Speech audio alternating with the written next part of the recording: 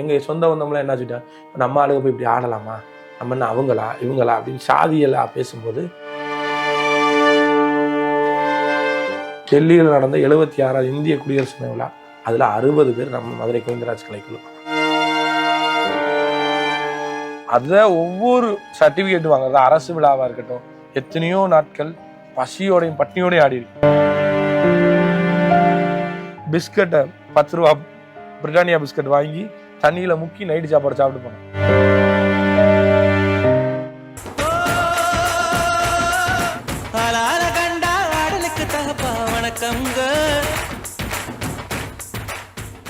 பாரம்பரிய பண்பாட்டு கலைகளோட சரியாக செய்யணும், மரபுக்கலை மங்காது பாதுகாக்கணும், நம்முடைய மரபை மாற்றிடவே கூடாது எந்த சூழ்நிலை.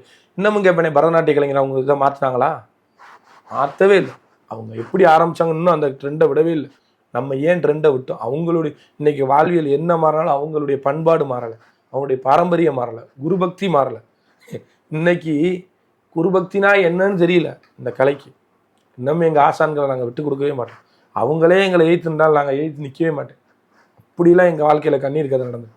நல்லா இருந்துட்டு போகிறாங்க அப்படின்னு கத்துவார், எங்களை பிடிச்சி வைவார். தப்பு செஞ்சால் மட்டும்தான் வைவார். அவர் கொண்டு தான் எனக்கும் தப்பு செஞ்சால் நான் வைவேன், சுட்டி அந்த மேடையிலே வைவேன். இப்படி பண்ணியிருக்கக்கூடாது, நீ சரியா ஆடு அப்படின்னு சொல்லி திரும்ப சரிப்படுத்தி மேடையில் ஆட விடுவேன். ஆடு, அப்போ தான் நாளைக்கு எவனும் என் பிள்ளையை குறை சொல்ல மாட்டாங்கன்னு. அதே மாதிரி தான் நாளைக்கு. ஆனால் இப்போ இருக்க கலைஞர்கள் தாங்க தான் எல்லாமே பெருசுன்னு நினைக்கிறாங்க. இப்போவும் சொல்கிறேன், மூத்தவங்க போட்ட எச்சஞ்சொச்சம் மிச்சம்தான் இப்போ நம்ம பண்ணிக்கிட்டு இருக்க இந்த தொழில். அது எந்த தொழிலாக இருக்கட்டும், நான் அதை பகிரங்கமாக எங்கேயும் சொல்லுவேன். மூத்தவங்க இல்லாமல் இந்த இளையோர் கிடையாது. அன்னைக்கு தீபாவளிக்கு ட்ரெஸ் எடுக்க முடியாத கோவிந்தராஜ் இன்னைக்கு 100 பேருக்கு ட்ரெஸ் எடுத்து கொடுக்குறேன். படிக்க முடியாத பிள்ளைகளை படிக்க வைக்கிறேன். அன்னைக்கு படிக்க ப்ராக்டிக்கல் நோட்டுவாங்க. 13 ரூபா 50 பைசா இல்லாத இந்த கோவிந்தராஜ் இன்னைக்கு படிக்க வைக்க எல்லாம் முடியும். வாழ்க்கையை நான் என்ன, பணத்தை எப்படி சேமிக்கிறதுன்னு சொல்லி கொடுத்து. ஏன்னா எங்களுக்கு 6 மாதம் வேலை இருக்கும், கலைஞர்களுக்கு 6 மாதம் வேலை இருக்காது. கண்ணீர்கள் தான். நீங்கள் ₹1,00,000 சீசனில் சம்பாதிச்சாலும் அன்சீசனில் காசு இல்லைன்னு கடை வாங்குவாங்க. கால் சலங்கையை போய் அடமான வைப்பாங்க. கலைக்குழு தலைவர்கிட்ட ட்ரெஸ்ஸு சலங்கை மேக்கப் பாக்ஸு வச்சுக்கோங்க, எனக்கு ஒரு தொகை கொடுங்க, தீபாவளியை ஓட்டணும், பொங்கலை ஓட்டணும், இல்லாட்டி அக்ரிமெண்ட் போட்டுக்குவோம், ₹1,00,000 கொடுங்க, இந்த சீசன் உங்களுக்கு கூட நின்று ஆடுறேன், வெளியே 2000 வாங்குறேன், உங்கள்கிட்ட ஒரு 1500 வாங்கி ஆடுறேன். ஒன்று நான் சரியாருன்னு சொல்கிற அளவுக்கு நான் எல்லா கெட்டதும் பண்ணி எல்லா பழக்க வழக்கம் பண்ணி இப்போ திருந்தி நல்லவனாக வாழ்றேன். சொல்லக்கூடிய தகுதி இருக்குது. கேட்டால் கேளு, கேட்காட்டி போ. ஏன்னா எங்கள் வீட்டில் யாரும் கலைஞர்கள் கிடையாது. இந்த கலைக்கும் எங்களுக்கு சம்மந்தமே இல்லை. குடும்ப கஷ்டத்துக்காக உள்ளே போகிறோம். எங்கள் சொந்த பந்தம்லாம் என்ன சொல்லிட்டா, இப்போ நம்ம ஆளுங்க போய் இப்படி ஆடலாமா, நம்ம என்ன அவங்களா இவங்களா அப்படின்னு சாதியெல்லாம் பேசும்போது அப்போ எங்கள் அம்மா ஒரே ஒரு வார்த்தை இருந்துச்சு, நம்பி விடுறேன், பார்த்துக்க, உன் கலையை நீ தான் பார்த்துக்கணும், எதிர்காலத்தை நீ கெட்டு போனேன்னா நீ தான் அழிய போகிற, நாங்கள் ஒன்றும் எங்கள் வாழ்க்கையை பார்க்க, உன் வாழ்க்கையை உங்கள் கையில் அப்படின்ட்டு. ஸோ சேமிப்பு ரொம்ப முக்கியம். அந்த அதுக்கு நம்மளுடைய வாழ்வியலை சரியாக இருக்கணும், கலை வடிவங்களை சரியாக செய்யணுன்றதுல ரொம்ப கவனமாக இருந்தேன். கரெக்டாக இருந்துச்சு. அவங்க செஞ்ச தொழில் தான் இப்போ வரையும் அப்படியே இருப்பாங்க. அதனால தான் நமக்கு இன்னமும் நல்ல பேர். அரசு விழாக்களாக இருக்கட்டும், பெரிய பெரிய விழாக்களாக இருக்கட்டும், உலக நாடு சுற்றுறேன், 20 வெளிநாடு போயிருக்கேன், பல்வேறு இடங்களில் வெளி மாநில நிகழ்ச்சி. முந்தானத்து கூட இந்த குஜராத்தில் போய் கர்ணாவதி கிளப் நடத்தின ஒரு மிகப்பெரிய இந்தியன் ஃபோக் டான்ஸ் கார்னிவலுக்கு போனோம். நல்லா பண்ணோம், நீட்டாக பண்ணிட்டு நீட்டாக வந்துட்டோம். டெல்லியில் நடந்த 76வது இந்திய குடியரசு தின விழா, 100 கலைஞர்கள் தமிழ்நாட்டிலேருந்து செலெக்ஷன் ஆகுறாங்க. அதில் 60 பேர் நம்ம மதுரை கோவிந்தராஜ் கலைக்குழு. 60 பேரில் 40 ஆண்கள் 20 பெண்கள் நான் கூட்டிகிட்டு போய் 76வது இந்திய குடியரசு தின விழா மிகச்சிறப்பாக அங்கே பரேடில் ஆடி நல்ல பேர். நாங்கள் ஆபாசம் பண்ணலை. பண்ணுறவங்கள கேட்டோம்னா அவங்களுடைய வாழ்வியல் மாற்றுறதுக்கான சூழல் அவங்களுக்கு இல்லை. அந்த வட்டத்துக்குள்ளேயே தான் அவங்க நிற்கணும். ஸோ அவங்கள சொல்லியும் குற்றம் இல்லை. ஊருக்காரங்க தயவுசெய்து ஆபாசம் பண்ணுங்கன்னு வற்புறுத்தாதீங்க. கலைஞர்கள் ரொம்ப மனசு வலிச்சு தான் பண்ணுறாங்க. நான் இப்போவும் அதை சொல்லுவேன். ஏன்னா அட்வான்ஸ் போட வராங்க. ஒரு 60 வயசு கிழவன் கேட்குறாரு, நீங்கள் ஆட எத்தனை பிள்ளைய வருவீங்க? 3 பிள்ளைய வருவோம் சார். எவ்வளோ வயசு? ஒரு 25 வயசுக்கு வரும். போட்டா இருக்கா, நேரில் வருமா பிள்ளைய? சின்ன பிள்ளையா செவத்த பிள்ளையா கூட்டிகிட்டு வாங்க. அது இளந்தலைமுறையாக இருக்கட்டும், பெரியவங்களை அட்வான்ஸ் போட வரும். நான்லாம் ஒரு தடவைலாம் சொல்லிவிட்டேன், சின்ன பிள்ளையா செவத்த பிள்ளையா வேணும், அவ்வளோதானே பொம்பளை பிள்ளை, நேராக மருத பெரிய ஆஸ்பத்திரி போ, சின்ன பிள்ளை செவத்த பிள்ளை பிறந்த பிள்ளை இருக்கும் தூக்கிட்டு போ, இதுவே உனக்கு பதில் அப்படின்னு நிறையா பேர்கிட்ட சொல்லியிருக்கேன். நம்மள்கிட்ட அதெல்லாம் ஆகாது. நம்ம நீட்டாக போனோமா, நீட்டாக பிள்ளைகளை பத்திரமா கூட்டிகிட்டு போய் பத்திரமா கொண்டு வந்து வீடு சேர்த்து.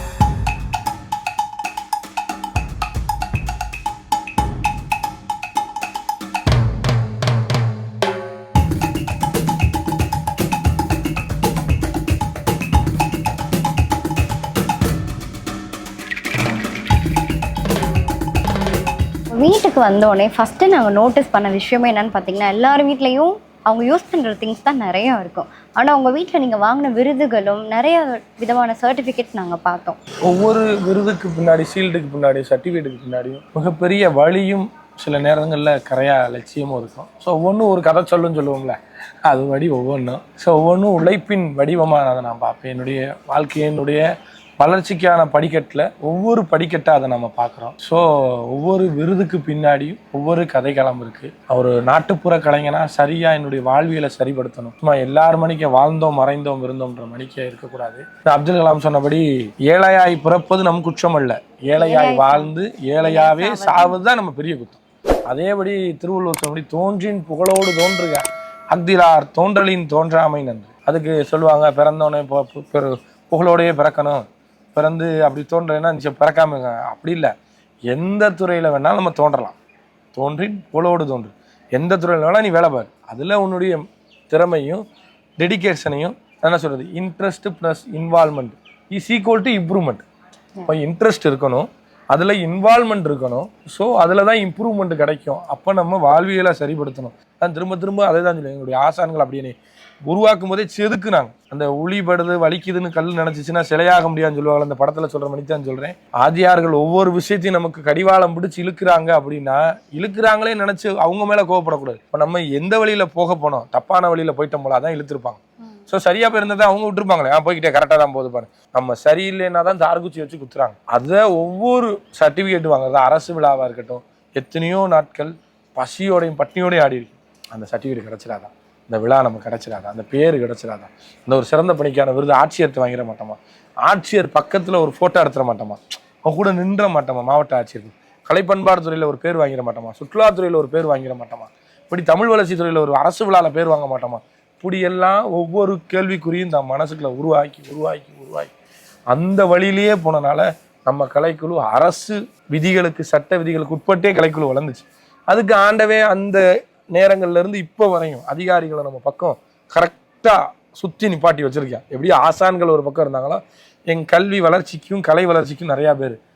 தெற்குவாசல் நாடார் ஸ்கூலில் கணித ஆசிரியராக இருந்து தலைமை ஆசிரியராக உயர்வு பெற்று இப்போ ராமநாதபுரம் மாவட்டம் கல்வி அலுவலராக இருக்கிற திரு பிரின்ஸ் ஆரோக்கியராஜ் ஐயா, அவங்க தான் என்னுடைய அந்த படிக்கிற காலத்தில் இருந்தும் சரி இப்போ வரையும் சரி. அவர் இப்போ மாவட்ட கல்வியில் டிஇஓவாக இருக்காரு, டிஸ்ட்ரிக்ட் எஜுகேஷன் ஆஃபீஸ். அவராக இருக்கட்டும், சகாயம் கலெக்டராக இருக்கட்டும், அன்சுல் மிஸ்ரா கலெக்டராக இருக்கட்டும், வீர ராகவையா கலெக்டராக இருக்கட்டும், அதே மணிக்கு காமராஜ் ஐயா அவர் கலெக்டராக இருந்தார், அவங்களா இருக்கட்டும், இப்போ வந்திருக்க சங்கீதா மேடமாக இருக்கட்டும், எல்லார்ட்டையும் அரசு ரீதியாக சரியான முறையில் அரசு விதிகளுக்கு உட்பட்டு ஆபாசம் பண்ணக்கூடாது. அரசு நிகழ்ச்சியில் முக்கியமான கண்டிஷன் வந்து ஆபாசம், அசிங்கம் பேசக்கூடாது. நீட்டாக கலையாக செய்யணும், மரபுக்கலை மங்காது செய்யணும்.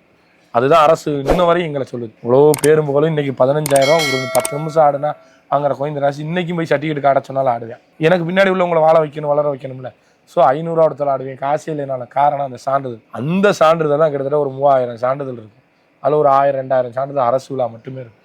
அதில் மாவட்ட விருது, சிறந்த பணிக்கான விருது 3-4 தடவை கலெக்டர்கிட்ட சமூக பணிக்கான சிறந்த விருது வாங்கியிருக்கேன். கலைமாமணியாக இருக்கட்டும், டாக்டரேட்டாக இருக்கட்டும், கலைவேந்தனாக இருக்கட்டும், நேரு விவேகேந்திரா ஐயா ரிட்டையர்டான இளையோர் ஒருங்கிணைப்பாளர் சிவகங்கையில் இருக்கார். இன்னமும் பிள்ளைங்க பாதுகாப்பு பத்திரமா வந்து சேரணும். ஏன்னா நம்ம பட்டுட்டோம் கஷ்டம் நிறையா. இன்னமும் நம்ம பிள்ளைகளை பஸ்ஸில் தூக்கிட்டு கச்சேரி போட மாட்டேனே, வேன் ஏறனா வண்டி இறங்கினா வண்டி, பரவாயில்ல நல்லா தான் இருக்கு. அந்த அளவுக்கு அவங்க இருக்கனால தானே நம்ம இந்த கலைஞர் எல்லாம். ஏன்னா ஒரு காலத்தில் எங்கள் கலைக்குழுக்கு நாங்கள் சாப்பிட முடியாத நிலையெல்லாம் இருக்குது. பிஸ்கட்டை மெட்ராஸ் ஒரு ஷூட்டிங்கு போயிருக்கோம், ஒரு டிவிக்கு, தனியார் டிவிக்கு பேர் கிடச்சா போதும் நாங்களாம் வாண்டடாக கேட்டு போனோம். அப்போலாம் பிஸ்கட்டை 10 ரூபா பிரிட்டானியா பிஸ்கட் வாங்கி தண்ணியில் முக்கி நைட்டு சாப்பாடு சாப்பிட்டு போனோம். இன்னமும் என் கலைஞர்கள் இருக்காங்க. எல்லாத்துக்கும் பிள்ளைங்க தான் காரணம். என் கூட இருந்த தம்பிமாருங்க, அவங்க கட்டின கோட்டைகள் இது ஃபுல்லாக. ஸோ வெற்றி ஃபுல்லாக அவங்கள தான் சார். நம்ம உருவம் நம்ம தான் கோவிந்தராஜ் கலைக்குழு. பட் அந்த கலைக்குழுக்கு பின்னாடி அத்தனை உசுறுகள் இருக்குது. வெற்றிக்கு ஃபுல்லாக அவங்களும் காரணம், அவங்க தான் காரணம்.